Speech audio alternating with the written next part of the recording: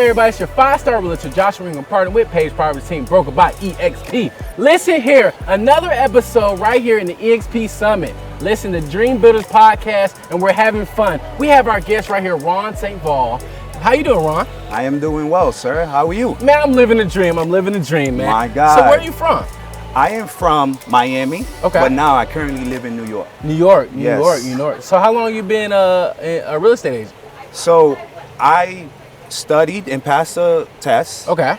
I currently filled out everything for EXP. I'm a registered member of EXP, but I haven't done any work. So I'm not, my license is not parked with EXP yet. Okay. So this is part of the ordeal of doing research and coming down here. So you're here as a guest. I am here as a guest, as an explorer. Wow. Yes, sir. Explorer, Ron Saintval. You know, remember this. I'm going to be a $1 million agent. For sure. In the next year. For sure. I prophesize it. For sure. I agree, and I testify to that. Oh. You know what I'm saying? Yeah, that's good. We got somebody who's an explorer. We get a point of view of what it's like from somebody. Have you looked at other brokerages? I have. Okay. So I'm trying to do a thorough research about real estate in general. But EXP is the one that I found to be most, great for young adults, right? 2, very influential, and opportunities are beyond the limits. You know what I mean? So I've been focused mostly on EXP, but I interview with Keller Williams of the world, more like local brokers in New York and things like that. For all you new agents, you just get your real estate license. One thing you find out, most of us, you spend our life interviewing for a job, trying to impress that broker or the employer what we're all about and why we're of value. Yeah. But the script is flipped.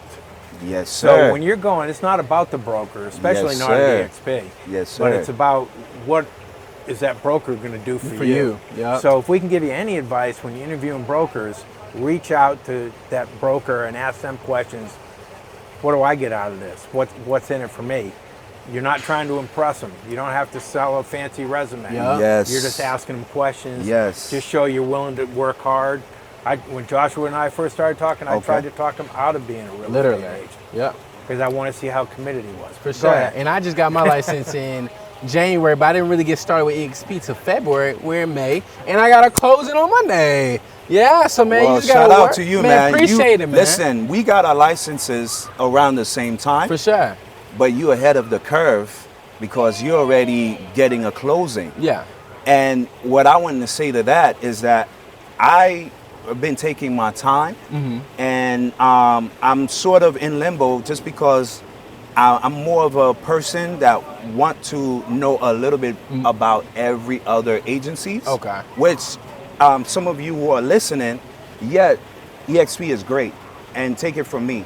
I don't give compliments too much, but part of my research again is to view what's going on around me and EXP competitors, and shout out to you for taking that step ahead, and you were very decisive. Because, you know, the decision-making process is what's hard for me. For sure. And, you know, some other personal affairs, lack of time, et cetera, et cetera. Yeah. But, my brother, I appreciate that. You're doing well, man. I know you're going to make the best choice for you. And I know that that you actually learned a lot from here. And my question for you is, like, what is the biggest takeaway you got from here? Like, how was you before you came, and how are you now that it's about to end? The summer's about to end soon. Before? Yeah. Very skeptical. And I'm not ashamed to say that. I, on average, I'm a very skeptical person. But coming down here solidified everything that I ever wanted to know, see, and possibly feel as much welcome. That's awesome. You know what I mean? Let me back up a little bit. So you're brand new. Yes. You're not even with a brokerage right now. You Not just even with a just got your brokerage. license. Just got my license. And you came down to Orlando, Florida from New York. Yes, sir. Tell me how that all happened. Okay. Because that takes some Guts. Yeah, it takes some guts. Cojones. Yeah, a lot of people are very surprised. And I'm going to say this on camera, right?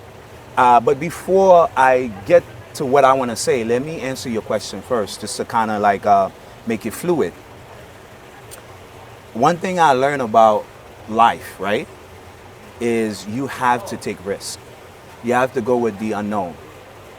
And I wanted to push myself in the direction of EXP, right? I don't want to sound biased, but taking this trip is, that was the stepping stone, the leap of faith. Because if I put myself in that position, I invest into this trip, the time, the energy, it puts myself in a bind of choosing. Yeah. Again, going back to what we talked about, how you just decide. Yeah. And I'm somewhat skeptical and indecisive by nature, but pushing myself in the direction of coming down here leaves me no choice but to go with EXP in the right direction that I feel is best for me. For Now, sure. And learning, it's a invited- byproduct.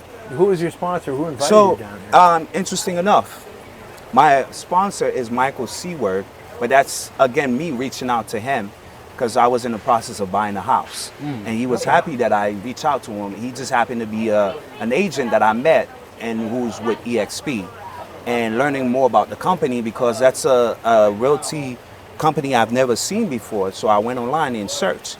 And that's how I also found out about the trip, or in this case, the summit.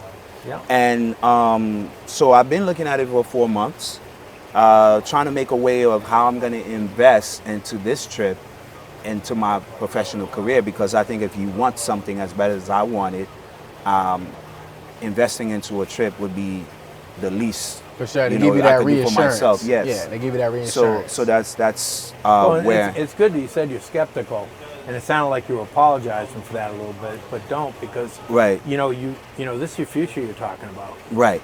Now, worst case scenario, you join EXP and you don't like it, and you go do something else. It's not the end of the world, but it's still It's time. not. It's still time you've used up.